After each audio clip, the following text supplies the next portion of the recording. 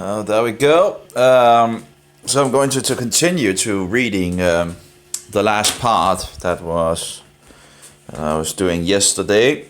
I had thought of doing it after I had been out swimming, but sadly I didn't get it. And I'm on my second day on nystatin, and I need the 6 capsule. Just going to make some food and eat the food, and then take the 6 capsule with some water and all that. I don't really have big issues apparently with the nystatin as far as it seems, you know. I haven't really anything. I still feel as tired as I usually do, I think, in regards of waking up and all that. So, but anyway, yeah, I'm going to continue to take it to see what happens. And today I'll see if I can find a source where I can get diflucan for later on to try that. So I actually wanted to start it off with Dr. Kaufman, in regards of from Know the Cause. He had a segment in one of his videos. I'm still doing a marathon on his show, his internet show, and it's like let me turn it around here. And it's a wonderful show in regards of fungus. He really have linked a huge amount of things together. He's really deep, in regards of the fungus level or high level, in some sense on the fungus. So he has some really great information. And that was one of, sometimes there's just coming some gold nuggets on fungi. Now he's, I would, still be careful of all the pagan bullshit and all that, like Christmas and Easter and the pagan New Year and the winter and all that. He's a Roman papist, so you have to be aware of that. But in regards of his knowledge on fungus, that's just awesome. But one of his shows, he was talking about, that we are like a fingerprint, all of us, and some can do this and some cannot do this, and he was talking about fruit. Some can do it, go without, some can eat fruit without any problem, and others, end up having issues, so. And it was just so true. It's so true. We're on different levels. You can see different people being on different levels, and some just need to change some of the things, and then they can turn the boat around. I think if I knew what I know now 19 years ago, I could have probably turned it around just by doing some of the smaller things in some sense, or whatever you want to call it. Like, for example, changing my diet to mostly meat, and not drinking alcohol and smoking and all that, and changed my yeah, pretty much. I think that could probably have fixed the boat around at that point. Now it's not enough now because it's so rooted now, but yeah. So that was just a wonderful thing, and I actually took a screenshot what show it was and all that to actually have it available and all that, so I could actually. But apparently I can't find it. Maybe I should turn off the. There we go. So it doesn't. So I had took screenshots to know where it was, so I could get back to it, to re-listen to it, And I re-listened to it a couple of times because it was just so. I love that.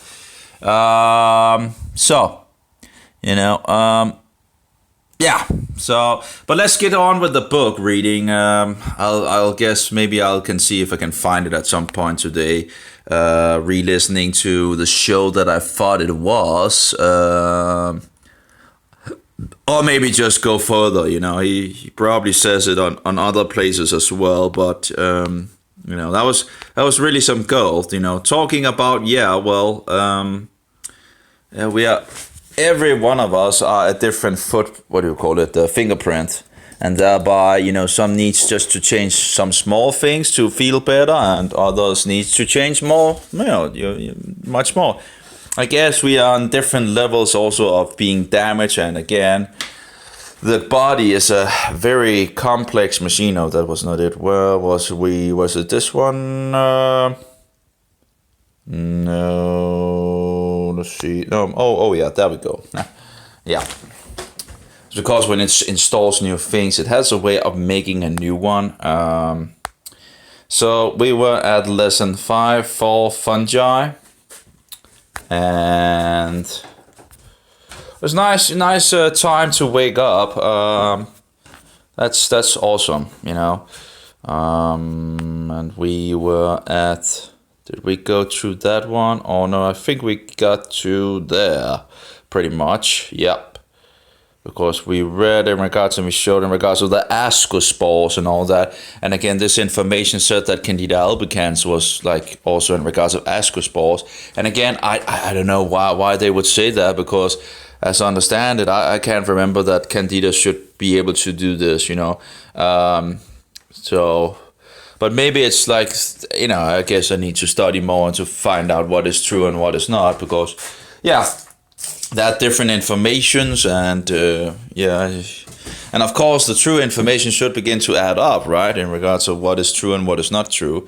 And I don't know, maybe they also can make mistakes in regards of so we pretty much I think we took this one in regards to the zygote, and then I stopped at this image. So let's back a little backward. And let's turn the mobile around so you get a little more on, there we go. And let's take it from there, pretty much. The basidiomycota are fungi that have basidia club-shaped structures that produce basidiospores. Spores produced through budding within the fruiting bodies called basidiocarps. And we then have the picture that we are going to look at, in regard to the zygote and all that. Anyway, they are important as decomposers and as food. The group includes rust, stinkhorns, puffballs, and mushrooms. Several species are of particular importance. Cryptococcus Neoformans, a fungus commonly found as a yeast in the environment, can cause serious lung infections when inhaled by individuals with weakened immune system. So that's Cryptococcus Neoformans.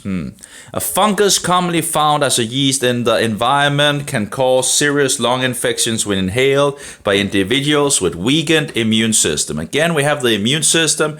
So as far as I can see, strengthen the immune system is a good thing. So if we have things that we know that can strengthen the immune system, that's a thumbs up.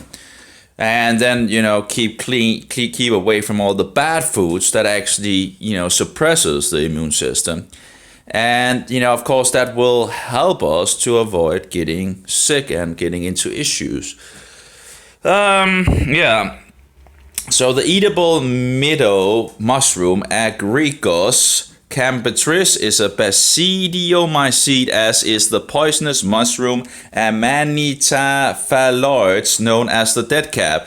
And that seems to be the one thing that we have in Denmark that can, kill you if you eat it. It's actually really weird, because, if you wanted to be killed,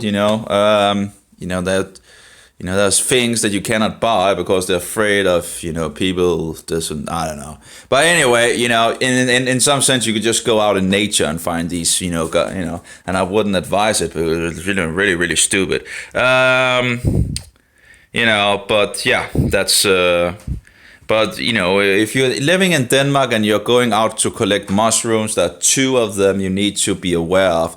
And that's the white mushroom, which probably is this dead cap. I think it's the dead cap, because I think it actually is in the family of the red one that is not really poison. You get a flying trip in some sense. Some people take this red one with the white. I wouldn't advise it, but yeah. But anyway, they don't seem to die of doing that. So anyway, but the white one, that's a bad one, and the green one as well, bad.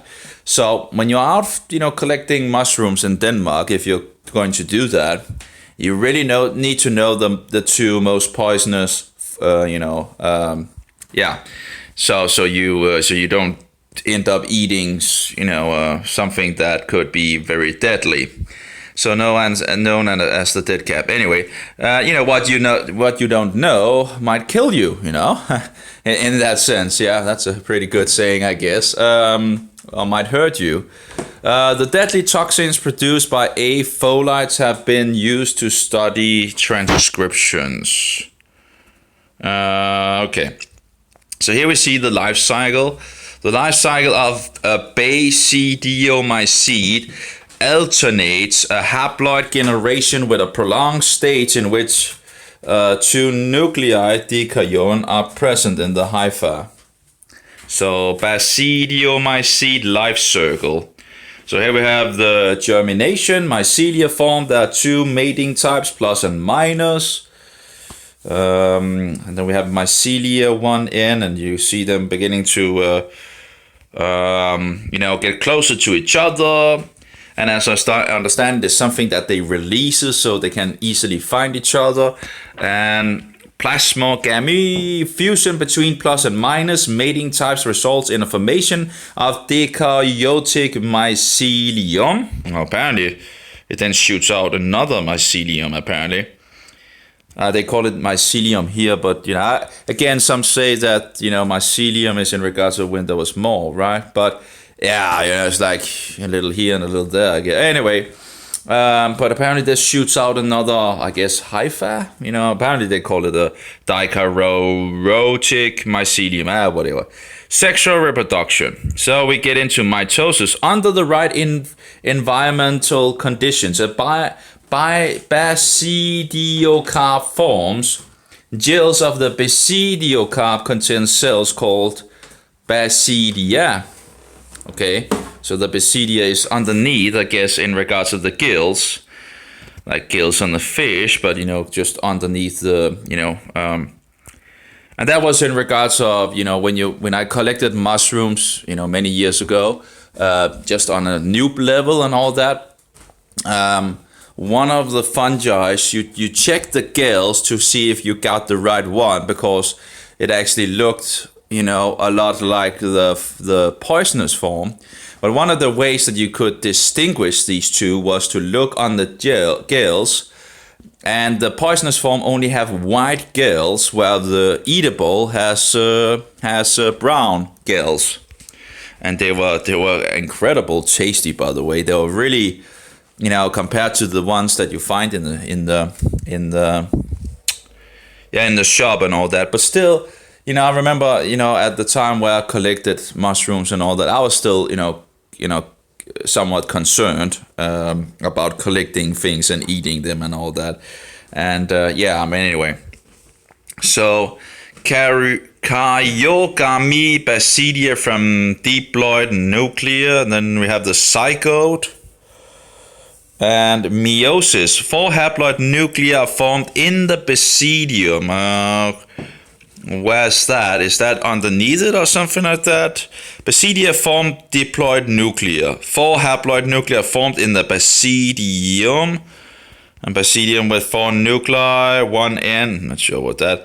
So cell division 4 basidiospores are formed. So here we have the babies, I guess, formed. Dispersal and germination. So here we see the basidiospores, and apparently they will go to becoming either a minus or a plus, I guess in the dirt or something like that. I don't know. So in any case, that was pretty much it on that. So finally, the Microsporidia are unicellular fungi, single cell fungi that are obligate intracellular parasites. Obligate intracellular parasites. That's pretty advanced. Is that like inside parasites of the human body or something like that? Anyway, they lack mitochondria, peroxisomes and cistriolus. But their spores release a unique polar tubule that pieces the host cell's membrane to allow the fungus to gain entry into the cell. A number of Microsporidia are human pathogens. harmful organisms. An infection with microsporidia are called microsporidiosis. One pathogenic in regards to harmful, organisms.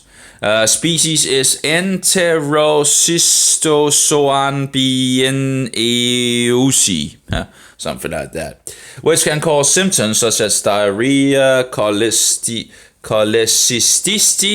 inflammation. There we go with the istis. So I guess it's cholecystis. No, it was tisis, I think it was tistis or stitis, cholecystis. I don't know. I was like, that was something in regards to the int word, in regards to was it stitis or titus, in regards to meaning inflammation. Anyway, so inflammation of the gallbladder and in rare cases respiratory illnesses. Ascomycota, modification and work by Dr. Lucille George, Center for Disease Control and Prevention. Again, prevention would be a good thing. But sadly, they don't teach us much in regards to prevention. They should really do a much better job on that, because people have a way of listening to these white coats, right?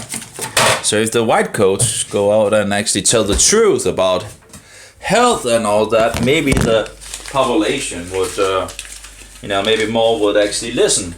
Anyway, so you just need some butter on the plate here, just to. I would wish I could get some tallow. I did do some meat thing where I got a lot of tallow and all that, where I made my own tallow, but I can't remember how. So many things, and my brain doesn't really compute all the things. But I think I made tallow by.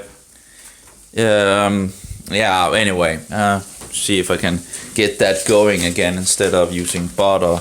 Getting some sauces that don't have any sugar in them. But butter, I like butter. It's one of the fat sauces that is really tasty, that I like it anyway. There's so many fat sauces that I really pretty much hate. Butter is one of those good fat sauces that I really, really love. It's the taste of. So it would just be nice also if you could actually get it in a raw version, So anyway, credit Ascomycota, modification of work by Dr. Lucille George, Centers for Disease Control and Prevention. Credit Microsporidia, modification of work by Center for Disease Control and Prevention. So, select groups of fungi. Group Ascomycota. Characteristics: septate hypha, excuse with ascospores in our asco. Oh, I can see my dandruff is already going again,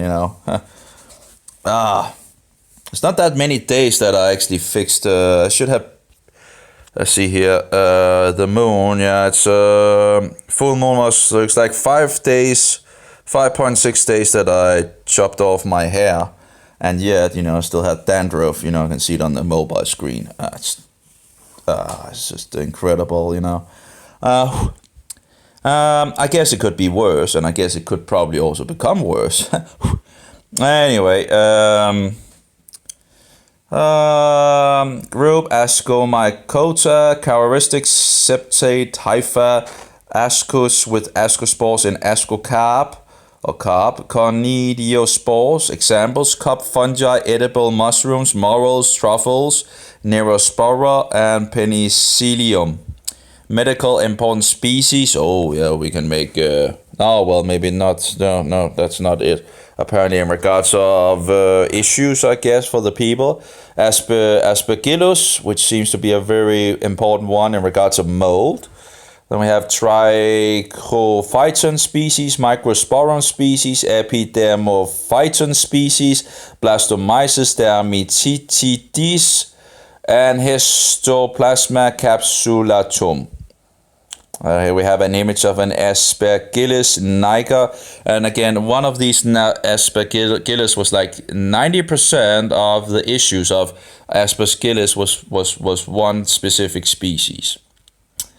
Then we have Basidiomycota. Basidio produced basidiospores in a basidiocarp. Club fungi, rust, stinghorns, puffballs. We have this, this one of these fungus things, is this white ball that comes up, and then it comes up as it's a ball, it's a big white ball. Some people eat it, as I understand it, and actually I think snails love it as well. At least you can see. Sometimes you can see that's been eating from the ball, and at some point they make a lot of spores, and as I understand it, and so you need to eat it before it makes these things in it into spores. So, and I guess it releases it in some way. I don't know if it explodes or something, opens up or anyway. Cryptococcus Neoformans, Manita phalloids. Then we have Cryptococcus Neoforms. What was that in regards to medical important species? So Cryptococcus Neoformans. And I've heard the Cryptococcus a couple of times. I haven't really gone deeper into understanding what it actually totally is. But anyway, Manita phalloids. Okay. Then we have Microsporidia, like mitochondria, Periosemos contriolus. Spores produce a polar tube. Enterocystozoan BNUC, Enterocystozoan BNUC, Microsporidia unidentified. That was an image, I guess. Microsporidia unidentified. Then we have Zygomycota, mainly saprophytes. Was those that actually broke things down, wasn't it, or something like that? Coinocystic hypha, haploid nuclear, zygospores, Rhizopostolonifera, mucus species. Oh, that was in regards to medical interesting. Where's the Candida albicans? No Candida albicans? And here we have the Rhizopus species, apparently has a picture. So I don't know where the Candida albicans is. Shouldn't it be in one of these groups? I don't know. Apparently not. You would think that the most important, almost, the what do you call it, the first foremost infection of humans or man in regards of Candida albicans would have been, I don't know. Anyway, so which group of fungi appears to be associated with the greatest number of human diseases? Well, that's a good question because that depends where Candida albicans is. Ascomycota would, you have Aspergillus, which I guess would be pretty high as well. But I would say that would be the Candida species, and the question is, where is the Candida species to be? Anyway, so I don't know. Which group of fungi appears to be associated with the greatest number of disease? I don't know. There's no answer, apparently. Apparently the answer is someplace in the text, I guess. But apparently in that I don't remember reading. I would think it would be the category with Candida albicans. So if Candida albicans is in the category of Ascomycota, if that is the category, if that is also if the Candida albicans is also in the Ascomycota group, I would think that would be the biggest issue in regards of, there's different medical species here, but and there's only one here and one there and one there. So I would think Ascomycota, but I have no idea why they would not have written about Candida albicans. So, but I don't know. eukaryotic pathogens in eukaryotic host. When we think about antimicrobial medication, antibiotics, or fungus poisons such as penicillin, that comes from the mold, penicillium or something like that, often comes to mind. Penicillin and related and I guess these sources have to speak about antibiotics as positive and all that, because the doctors are learning, a lot of these things to fight bacteria and push forwards antibiotics. So I guess that's one of the reasons why they have to put it in there and promote it as the greatness of medical. Anyway. Penicillin and related antibiotics interfere with synthesis of peptidoglycan cell walls, which effectively target bacteria cells. These antibiotics are useful because humans, like all eukaryotes, do not have the peptidoglycan cell walls. But I guess bacteria do have that, and then it kills all the bacteria. Both the anyway. And I do wonder, I made these homemade yogurts with a lot of good, bacteria and all that. And I think it seems like it actually is bad in regards to my teeth and my joints. It seems like when I'm drinking yogurt, really sour yogurt, that it seems to have an effect on my joints, which, already have problems, but it seems to push it forward. And my teeth as well seems to have some issue with the low pH. But anyway, when I began to, I drank 1.5 liters of yogurt one of the days, and it gave, just before I began the nystatin, and it gave me like a little hurt in my throat. So I do wonder if that is actually a positive thing, showing that the bacteria is actually working, killing something. I don't know, or if it's a bad thing. But in any case, it's not because I'm sick or anything. Of course, on the level of, fungus infection and all that. But it's not like I'm, just because I drank the yogurt, it's not like I'm sick as such, But so it's interesting to see how it promotes, that you begin to have a pain in your throat by just drinking yogurt, And there would be a lot of these goody probiotics, in these yogurts that I made. Just interesting to see that you would react like that. I'm not sure why. Again, I wonder if it actually could be a positive thing, showing that it actually kills, or maybe just because I'm taking too much that it ends up actually be, I don't know, maybe it's a bad thing, maybe it's a good thing, I don't know. But of course people would think it would be a bad thing, right? Because, I'm having, but it actually, who knows if it actually is a good reaction, that the good guys are killing off bad guys. I don't know. I have no idea. Maybe someone knows. That was just an interesting observation. And I still have a little, I still drank, yogurt yesterday and all that.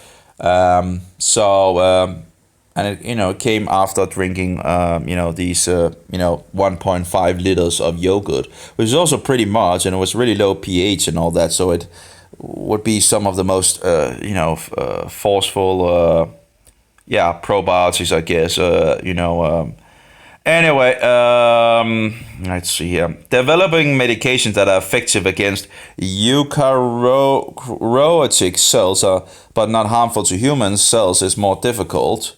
Despite huge morphological differences, the cells of humans, fungi, and protists are similar in terms of their ribosomes, cytoskeletons, and cell membranes. As a result, it is more challenging to develop medication that targets protozoans and fungi in the same way that antibiotics targets prokaryotes. And again, I must say, in regards to the nystatin, I do wonder in regards of, the nystatin, could it kill something that actually is positive in the gut? Because again, we don't know much about the human body, pretty much. We know some, but overall we don't really know much. It's just incredible how many things that actually goes on in the human body, and how many factors there is, in the human body. So I do wonder in regards to the nystatin if it actually could do But I haven't really heard any negative things, and whatever. Let's see what happens. So let's see here. Fungicides have relatively limited modes of action because fungi have ergosterols. Ergosterols, I think it was something like that. I'm not entirely sure I get the pronunciation totally correct, but ergosterols instead of cholesterol. So instead of having cholesterol in regards of, I guess, the cells, it says cell membranes, it has ergosterols. So cholesterol for humans, ergosterols for fungi. In the cell, and that's the thing that nystatin targets. So when you take nystatin, it targets the ergosterols of the fungi, the Candida albicans. But apparently the fungi can become resistant to that as well. So again, it's I don't know if they talk to each other or something like that. Hey, this is not good. We need to, I don't know. In the cell membranes, the different enzyme, bacteria can fix their resistance to other bacteria. As I understand it, they can transfer the resistance from one bacteria to another bacteria. So in the cell membranes, the different enzymes involved in sterile production can be a target of some medications. The azole and morpholine fungicides interfere with the synthesis of membrane sterols. These are used widely in agriculture, Fun Prop B morph, and clinical, as to say miconazole. Some antifungal medications target the chitin cell walls of fungi. So I do wonder what that would be in regards of antifungals that targets the chitin cell walls. And I'm not sure how the chitin cell walls compare to the ergosterols. Is the ergosterol something that makes up the chitin cell walls of fungi? I'm not entirely sure. Anyway, despite the success of these compounds in targeting fungi, antifungal medication for systemic infections still tend to have more toxic side effects than antibiotics for bacteria. Well, they say that at least. Doc Kaufman seems to have another. He doesn't. He doesn't seem to. He seems to. As I understand it, they never saw a liver issue in regards of taking, these,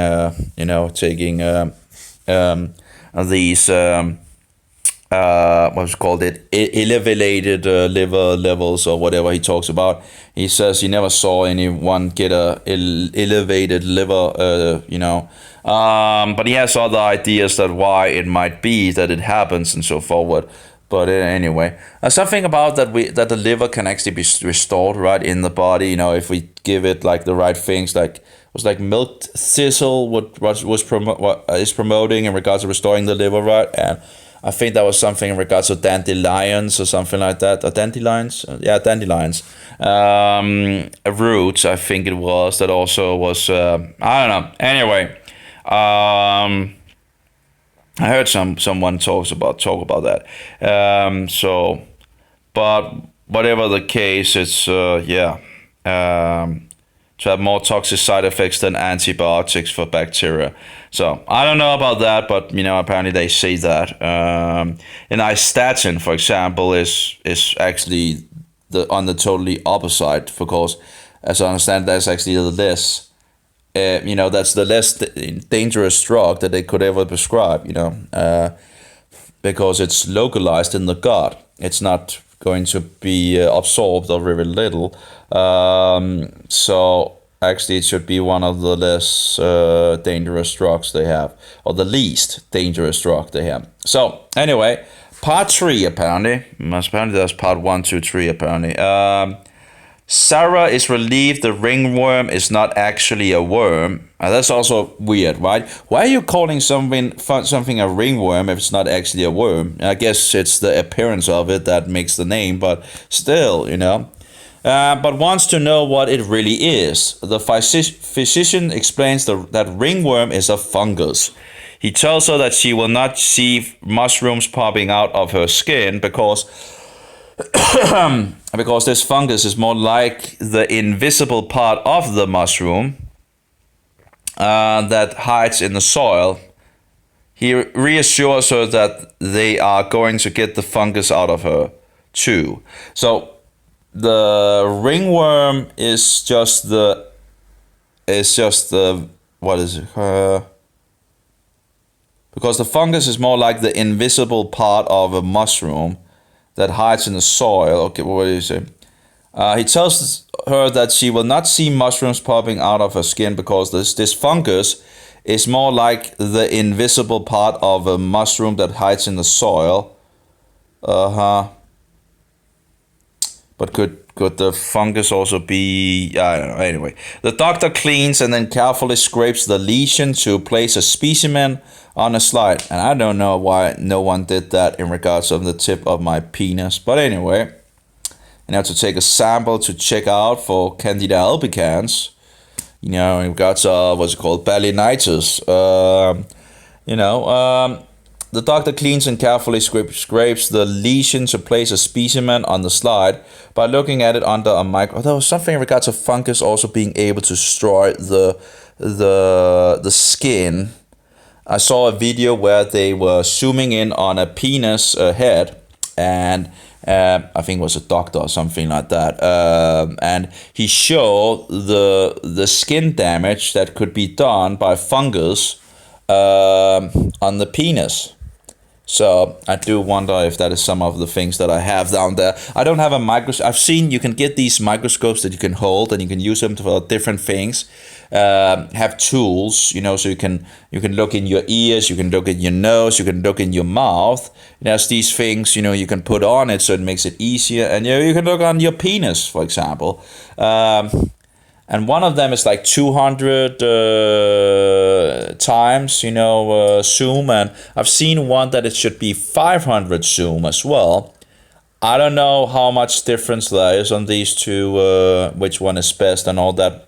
One can apparently go into water and all that. The other cannot. That's the 500. But I've been looking at these things because, then you could pretty much, look at things for yourself and check what is actually going on a micro. We have problems with the connection apparently again. But then you could actually look into it yourself, right?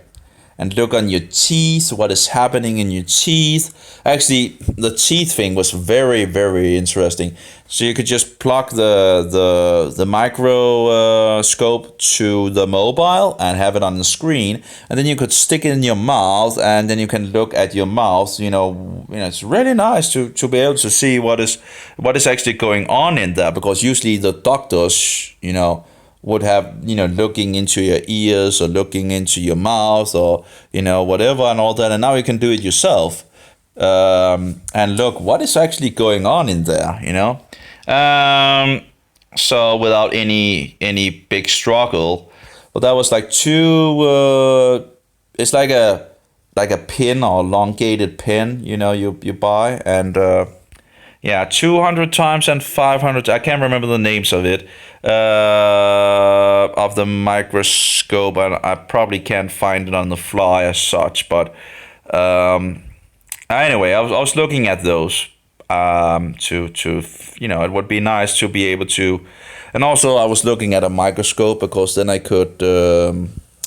They have somewhat of a cheap microscopes that at least can still zoom pretty.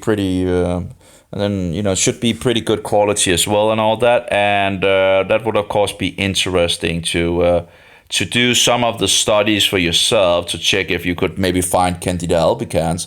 Now, of course, as I understand it, 50% of people have Candida albicans anyway. So even finding it won't really do, I guess, so much. I don't know. But if one could find it all 3 places that you have access to, maybe more places, who knows?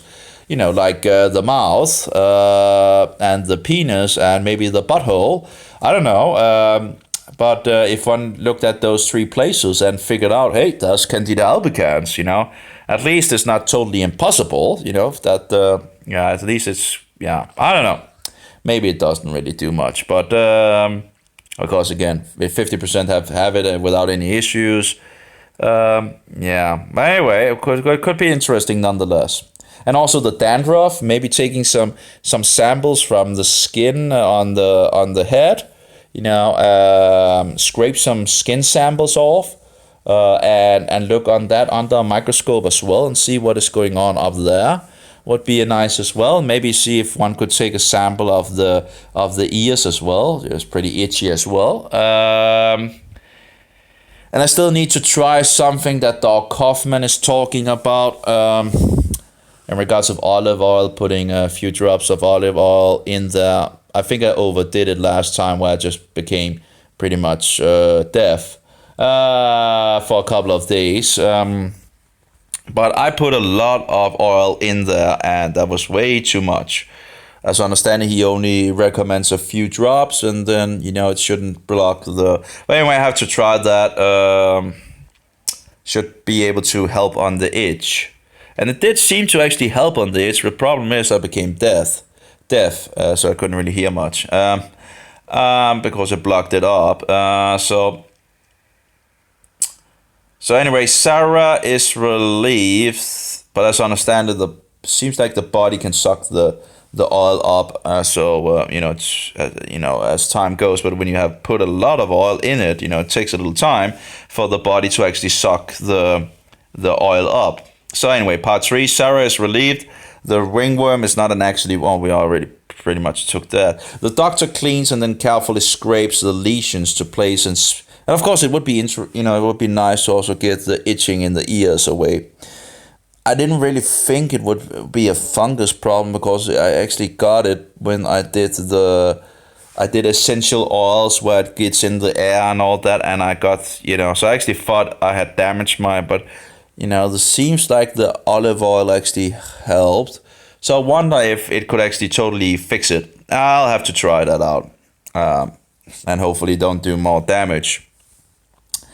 The doctor cleans and then carefully scrapes the lesions to place a specimen on the slide. By looking at it under a microscope, the physician is able to confirm that a fungal infection is responsible for Sarah's lesion. And we have a figure for something. Okay. The micrograph shows hypha, microcarnidium, and microcarnidia of Trichophyton's rubrum. They are more tophyte, responsible for fungal infection of the skin, credit modification of work by Centers of Disease Control and Prevention. And we have the microcarnidium and microcarnidium.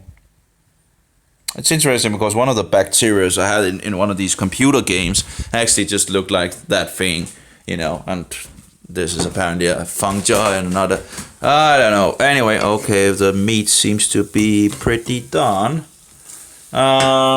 So food is actually breakfast. 500 grams of meat as breakfast is ready, pretty much. So turn it around here and I'll finish the saying here and just get the ready over the beef here. And maybe I should just take a piece of butter and put it on top of it and let it melt, or maybe wait a little because it's a little hot so it doesn't melt too much.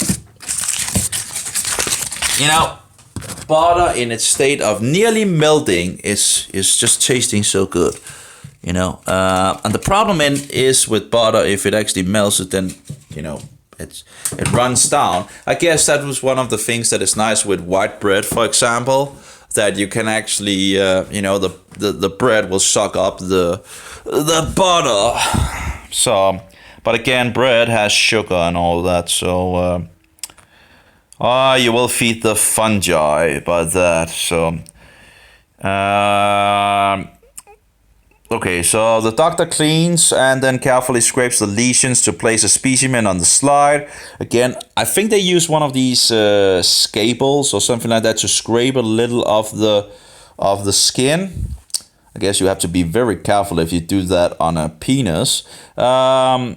So I don't know, maybe there's also these weird where they can take samples of something. Maybe one could just use that, or maybe some water to wash, some sterile water maybe to wash the place and then put it in the and see what, I don't know. There must be different ways of actually doing these things. And of course, if I had a microscope, I could, test different things, I guess. The doctor cleans and then carefully scrapes the lesion to place a specimen on a slide.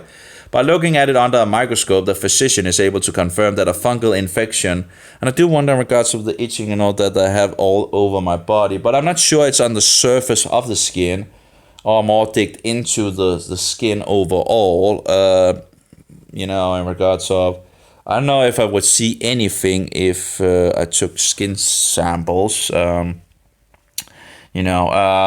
because it seems like it, spreading from the inside, and I don't know. In any case, would be interesting.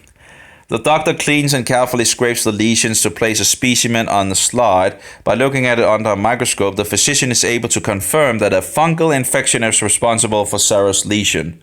In figure, it is possible to see macro and micro Candida in the Trichophyton rubrum. Cell walls are also visible, even if the pathogen resembled a helmet under the microscope. The presence of cell walls would rule out the possibility because animal cells lack cell walls. I'm not sure. So we have a cell wall, macrocornidium. That's the cell wall or what? A macrocornidium. So we have the macrocornidium and the macrocornidium. So I need to okay. The macrograph shows hypha. So that's the macrocornidium. So that's the hypha. Okay. Yeah, okay. And the microcornidia of Trichophyton rubrum. So is that's a spore or what? A dermatophyte responsible for fungal infections of the skin. So is that like it's cornidium? I think it's a spore. So let's see. It is possible to see macro and microcornidia in Trichophyton rubrum. Cell walls are also visible, even if the pathogen, the harmful organism, resembles a helmet. A helmet, I guess that must be something else. Under the microscope, the presence of cell walls would rule out the possibility because animal cells lack cell walls. Okay. So they don't. Okay. Oh, cell walls. Okay. I guess the cell wall is clear on the fungi. And I can see the cell walls as well in my eyes in regards of the things that I see in my eyes. But that's looking like Candida albicans and not. But you can actually, if you have some watery eyes in the summer when the sun is really powerful and all that, and you get the light in on the right angle and you have wetty eyes, you can really do a lot of zooming into these floaters that you have in the eyes. So you can really get close.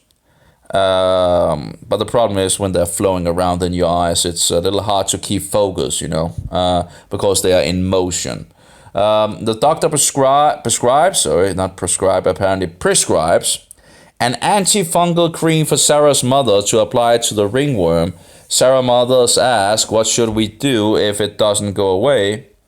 And then apparently, can all forms of ringworm be treated with the same antifungal medication? Have no idea. Did we get anything about that? I don't think so. I don't know if all fungal medications could. I guess if it's going for if the fungal medication is going after the what is called the thing that we not cholesterol but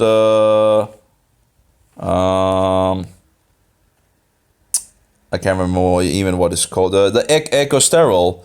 If it's ecosterol, it goes after, I guess. If it had, I don't know. I don't think we had an answer for that, but okay. This micrograph shows hypha, microcornidium, and microcornidia of Trichophyton rubrum, a dermatophyte responsible for fungal infection of the skin. Credit modification work of Center for, we pretty much, Center for Disease Control and Prevention. We love the prevention. I wish they would do more prevention. jump to the next clinical focus box to go back to the previous clinical focus box, I guess in regards of chapter maybe or something like that. Apparently nothing happens. Okay, great. So key concepts and summary. So we have the last part here. The fungi include diverse saprotrophic, eukaryotic organisms with chitin cell walls.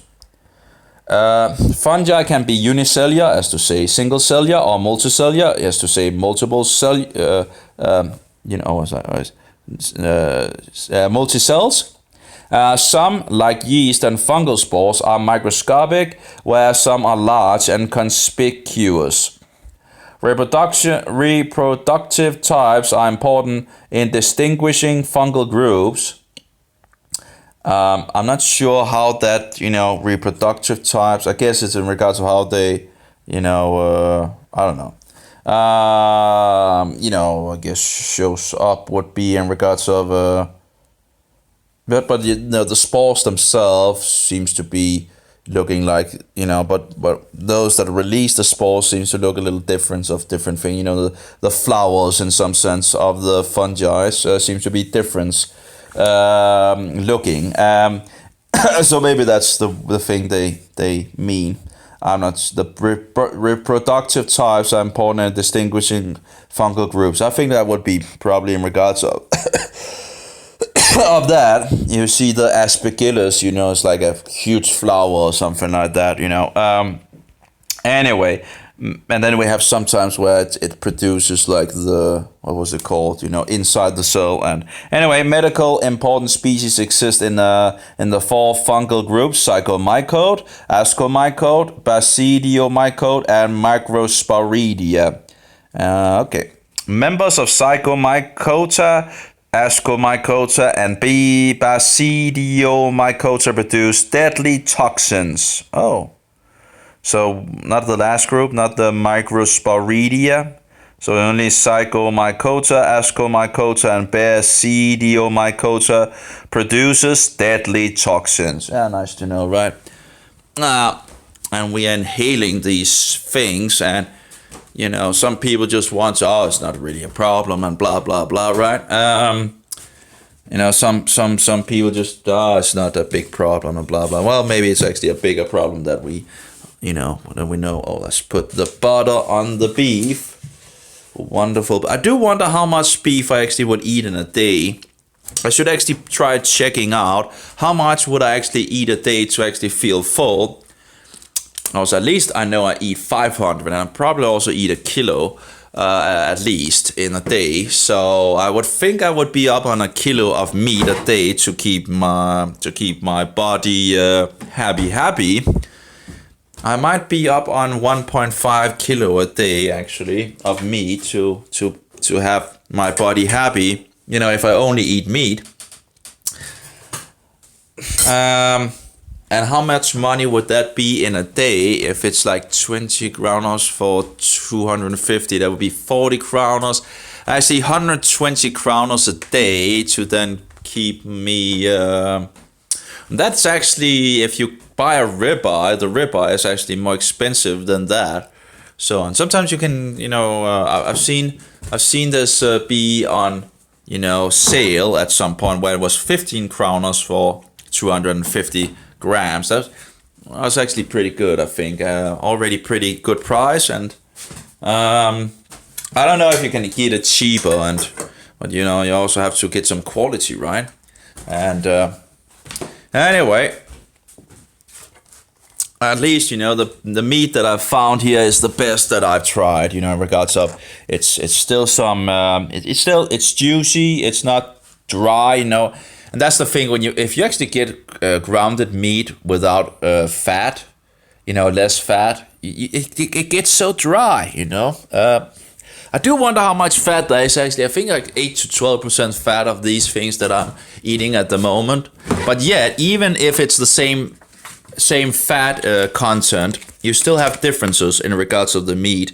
8 to 12% fat in these. The other two that I tried, I think they have pretty much the same fat content, and they were just dry, compared. Yeah. So anyway, maybe actually three other contenders I actually think I tried.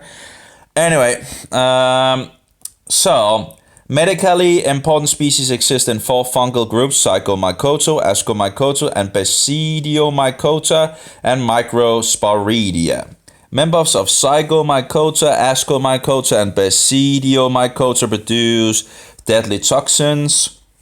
Important differences in fungal cells, such as ergosterols in fungal membranes, can be targeted for antifungal medication, but similarities between human and fungal cells make it difficult to find targets for medication, and these medications often have toxic adverse effects. Well,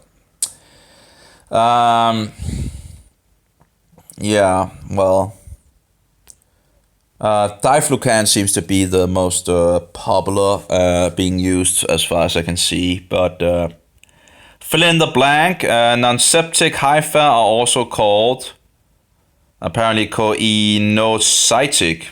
Okay, at least we have the answers there. So maybe I should do like this. So non-septate hyphae are also called coinocytic, and I can't remember we read that, but probably did, I don't know, but it's not something that stuck to my mind. Unicellular fungi are called yeast, but unicellular single-celled, I don't know why they can't speak English, but again, it's a problem with these white coat. Anyway, some fun. When people say, "Oh, these doctors are so clever and they have a great IQ and all that," they're just speaking a different language, And you don't become clever just because you speak another language,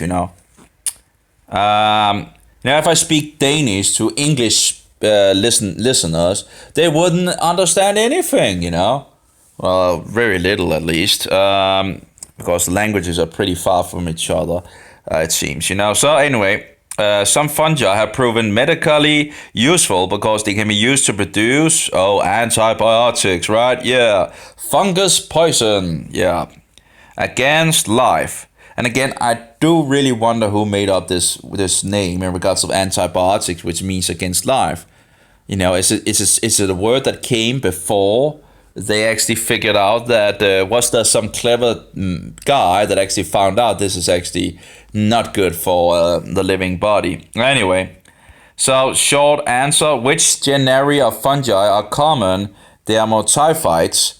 Fungi that cause skin infection. So which genera, I guess, in regards to which kind of group? And I don't know. Isn't there no answer for that? No answer for that? Oh, give me a break. So I don't know.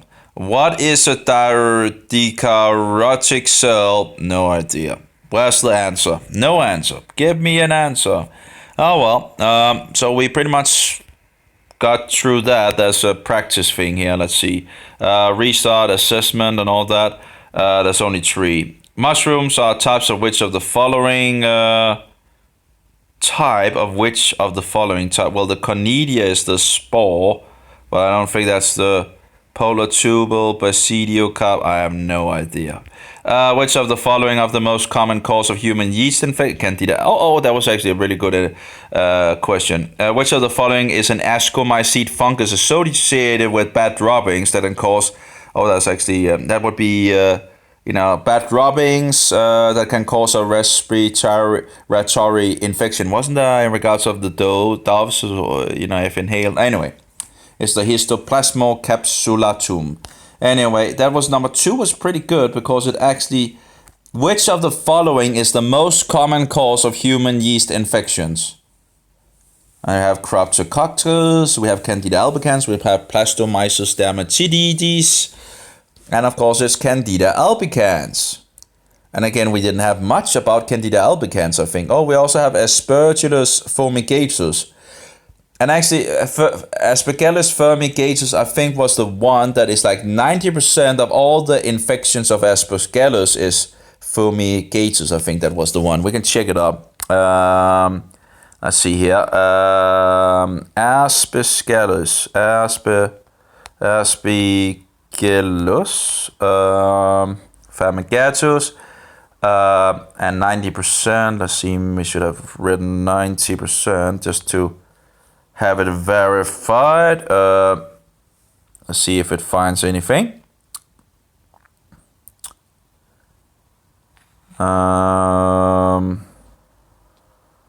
No. I think it was that. At least one of the species of Aposcalis is we read it in one of the books someplace. But anyway, Candida albicans is the foremost infection of fungi, of human yeast infection or fungus. Whatever apparently they call it a yeast infection, but it turns to a fungi after anyway. Mushroom are a type of which of the following? Let's try that and see. That is apparently Basidiocarp. I have no idea what, whatever. So we got through that, and I guess that was on the fungi thing. We have in regards to the eukaryotes of mycology, the cell, the eukaryotes and microbiology. No, that's pretty much just the same thing, it seems. Oh yeah, okay, there's fungi. We also have algae and leeches and all that. We have the parasitic helminths. I guess that might be some kind of parasites. Yeah. No, let's see. Yeah, it's more like a parasite. And they talked about there was no cell wall on these guys or what. So if you look on a microscope, they wouldn't really be. I don't know. Oh, the itch. I have the itch. That's annoying. If this is something I have to live with for my rest of my life, this is going to be another miserable thing, Oh, thanks to my stupidity of going to the bakery, Sometimes stupidity seems to have no end. I have no idea why I would do that, I guess I was at a point where I just gave up and just, wanted some bread, wanted to eat whatever. And apparently I ended up, hurting myself even more. Or the fungi, ended up hurting me while feeding it. Oh, well. Anyway, so I can pretty much close that program down or delete that program. And I have some other books to read on. A little reading each day should make me more accustomed to the words and learn a little here and a little there and all that. Actually, maybe we should just put them in the. I don't know why the Android is doing this every time. I have one open window for this already to where it can put it, and yet it then opens another one. Oh yeah, by the way, the killer fungus application. It's a really, really bad application, but still, it shows some of the ways that fungi can, let's see here, play. It's a really, the game is really bad. I really don't understand why they didn't finish this game. This is really, really, really, they should really have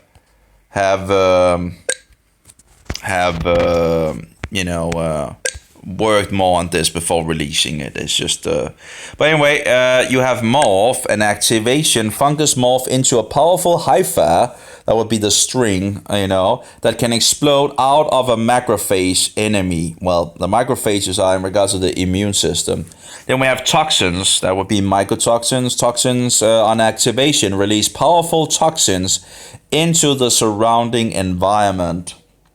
And we have grapple on activation, move along and within barriers without taking damage. We have decoys on activation, release decoys, materials to confuse your enemies. I do wonder, and we have, stealth. On activation, your fungus becomes invisible to patrol cells.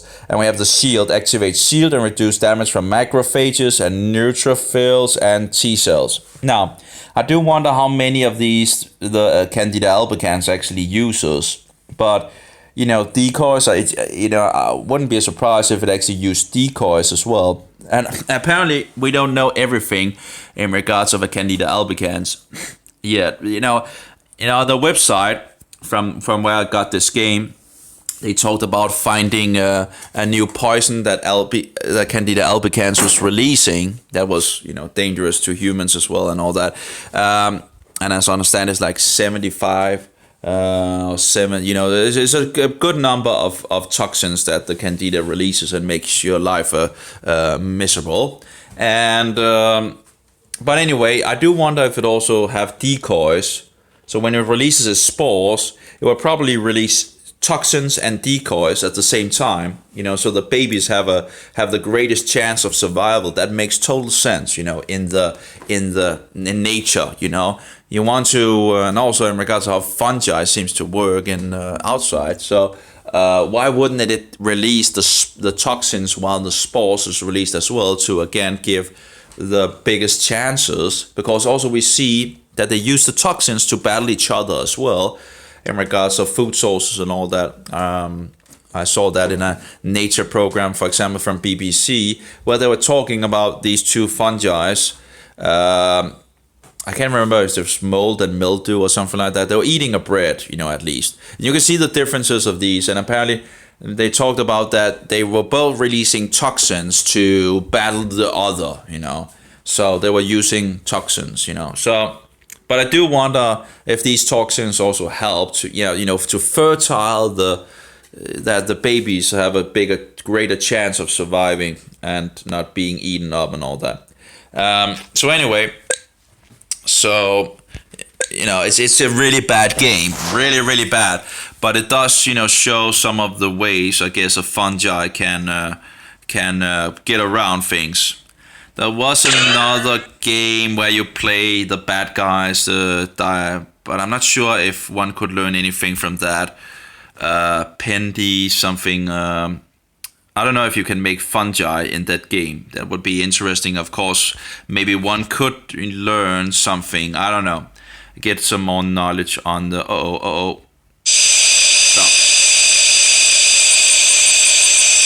So that would be poison that apparently can destroy, according to this, the immune system. Both the blue and the big guys there. And we can do it again and kill them all. And apparently it doesn't help with the other guys. And we'll just do this. So we hide from these. And get out there again. And I also have the last one. That is if I... So we can hide ourselves again. And you can hide down there. And there we go. Oh, no. Can I get out? No, I can't get out of these guys. It's only the big guys, apparently. So, let's see. Let's go over here. No, it's still spotting me. And then we get out. Then we grow out and destroy that one. Oh, no. Oh. So anyway, so you have some of the different tools that a fungi can use. You also have stealth, which can make you invisible. And you have shield, which is a really weird thing because it's hard to put it on and we have decoys. Let's try to go back. Okay. So we can use the stealth if we don't want to be seen by the... I can't remember what they're called, but that's a macrophage, I think it's called, that gobbles things up. And I think the blue ones are neutrophils or something like that, not entirely sure. Still part of the immune system. And I do wonder in regards to that pandemic thing, we can put on shield. Okay, and I'm not, we cannot do anything while we're inside it.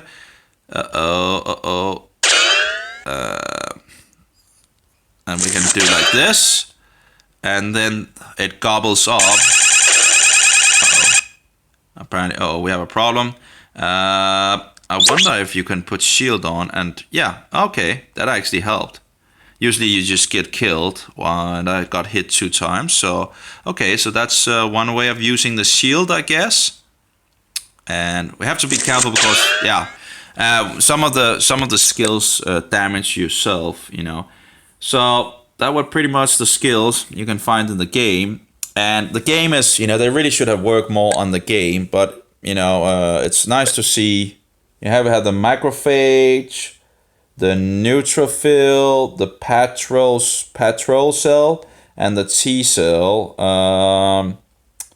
which apparently you could use the, you know, the defense for. And so the idea is pretty good in regards of learning about fungus, in regards of what they can actually do, you know. And as I understand it, the immune system can have really difficulty with these guys. Here we have the shield. Oh, there we go. It actually talks about that you can shield against this one, which is very hurtful. You know, it's really, usually I always die when I get hit by one, but it seems like the shield actually. Here we have the stealth, you know, and toxins, and so forward. So as you can see, different kinds of way that fungus battles the immune system. You know, it's a smart organism, but again, the game is bad. You know, they should have worked more on it. They should have made a joystick or something like that, and then the features over here so you could, yeah. But anyway, that's sadly it's not so good. So we have microbiology and immunology. I wonder how much. Okay, I'm still reading that. I do wonder what that is. Lymphic. Oh, that's just in regards of antibodies and all that. I guess it's like immunology substances, cytokines. Oh, okay. So it's like going for Wikipedia, something like that, or whatever. It's just some, maybe just some information about these things. I have no idea what they are, but okay. So I guess one could read a little about that. They have lymphocytes. Is that a part of the immune system, right?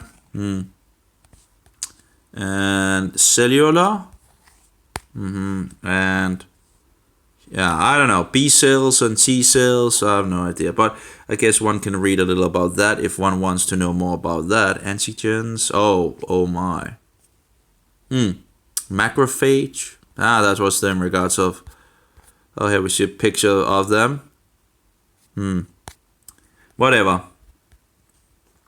That's a lot of things, you know, it's very complicated in regards of the body. There's so many things.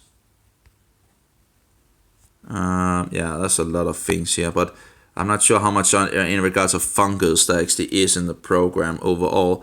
There's still the 2 books I think there's 2 books, and I've read 1 chapter of medical books, and this is medical terminology. I'm not sure I need that for anything, but as I understand, it's like, you know, the different things of, you know, itis, inflammation, and all that, explaining all these things. I'm not sure I need that for anything. Delete that as well. But the other 2 I still have some throwing them out. And I guess I'll, you know, maybe tomorrow read some more.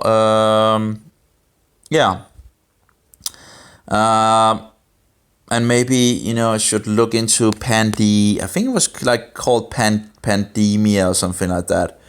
But I really didn't like the idea of killing, you know, pandemia, you know, making sicknesses and all that. It doesn't seem like, it seems kind of demonic, you know. A plague, INC, outbreak, infect the world, pandemic, the board game. Apparently there's a board game as well. Apparently we love killing people, apparently. Release a plague across but again, I don't know if there's anything to learn. The only thing that would be interesting if you actually learn anything, as in regards to bacteria, virus, a rapidly mutating pathogen, you know, a harmful organism which is extremely hard to control. We have fungus. There we go with the fungus. Fungus spores struggle to travel long distances without special effort. We have parasites. We have prion, which I can't remember what is, but seems to be you know, some things. I don't know if one could learn anything from it. I don't really like killing people, but anyway, let's see if there's maybe anything to learn. Pandemic, the board game. So apparently this is kind of a board game in regards of its as well. I don't know, victory, I guess. But the idea of the game of playing an evil organism doesn't really compute much with me. But could I learn anything from it? That's the question.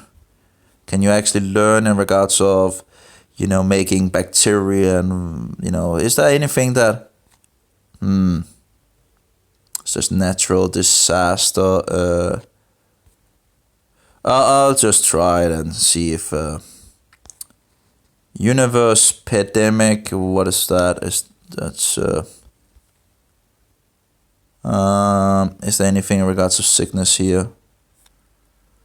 Airstrike, that doesn't really.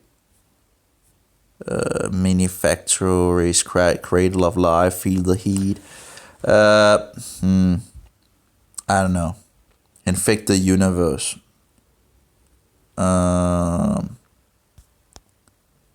With different things, I guess. I don't know. Bio thing, here we go. And biomedical plague and rebel doctors.